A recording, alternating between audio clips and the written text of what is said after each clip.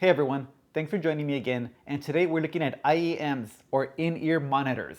But before I get to the review, I'd like to say thank you for all the love and support the YouTube community has shown me on my last video, my DIY speaker overview. I appreciate the positive comments. Those are the kind of interactions that make me want to continue making these videos. Again, thank you for your support, and thank you to all my new followers. If you haven't had a chance to look at that video, I'll leave a link below. So back to the IEMs. The team over at NiceHCK reached out to me and asked if I'd be interested in checking out one of their IEMs. This is their entry-level model. And they were kind enough to send me a set, free of charge to keep. Hence, the includes paid advertising banner. I was not paid to say anything, and all my opinions are my own, and NiceHCK has not asked me to say otherwise. So these are the NiceHCK DB2 IEMs. And they're available on Amazon for around $25 US.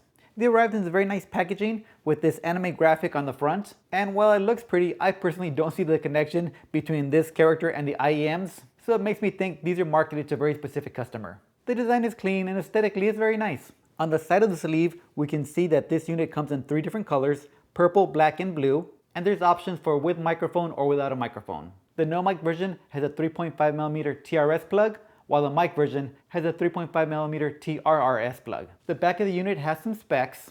The box states an impedance of 16 ohms, sensitivity at 107 decibels, frequency response 20 to 20. Drivers, it looks like it's a dual driver design with a 10mm dynamic driver for the bass and a balanced armature for the treble. And it states the cable material as high purity oxygen-free copper. After removing the front sleeve, we get the same graphic on the box. On the inside, there's this graphic card. Serves absolutely no purpose. There's a branded cable tie. This is nice. A small vinyl snap pouch.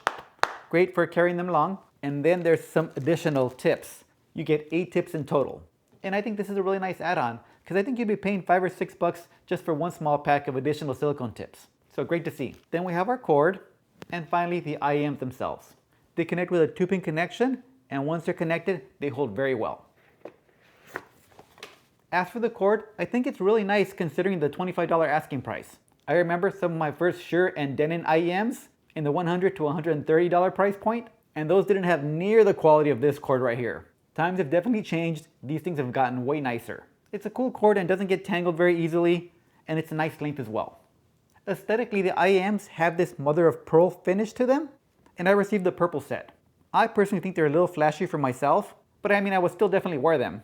But I really would have liked to see a more subtle option, maybe a matte black or a matte white option as well. My partner took a look at these as well when I initially opened the box, and she commented how pretty she thought that these were. So what about the sound? The tricky part with IEMs is having them fit just right. You have to do that trick where you push in and lift your ear a little bit back to get them settled right in place in your ear canal.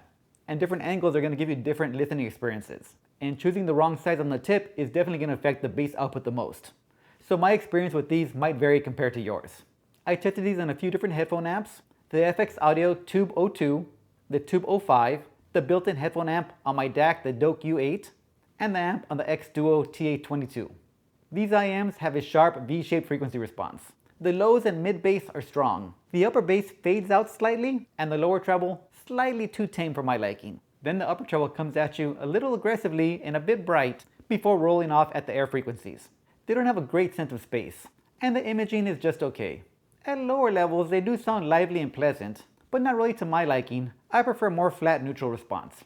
They do convey a fair amount of detail and clarity though. And again, I can imagine their target customer, and I think they're a younger customer than myself. When you give them some power, the bass is good, but the highs become a little shrill on the X Duo TA22. I had that one set to medium gain. They sound worse on the FX Audio Tube 02, but much better on the FX Audio Tube 05. That one seems to give me a little less crunchy highs. But it's with the solid state DOC U8 that the highs are more controlled and I get the best sound, or at least the closest to what I'm comfortable listening to. The bass also gets more precise with the U8. I think I just wouldn't recommend these IEMs with a tube amp. One thing I would have liked included in this box would have been a TRRS to TRS adapter, so I wouldn't have had to fiddle with getting the pins aligned just right. That's super annoying. I went ahead and ordered some adapters on Amazon just to have on hand and also to help me in listening with these IEMs. So ultimately, for the price, I think this whole package is very well worth it. And I know you can get better performing IEMs at this price point, but not with an accessory bundle as robust as this, or with their design character. Now I personally wouldn't get these for myself, aesthetics aside. That V-shaped response just isn't what I'm looking for. But at this price point, I think they would make an awesome gift for the kids. If they need a set for class, for a trip where you wouldn't mind getting them lost or forgotten, At the $25 price point, they are a lot nicer than something you'd pick up at a convenience store or even Walmart or Target. And they're great for a spare in case the kids forget to charge their iPods. You know how that goes. Although nowadays you might need a dongle jack as well.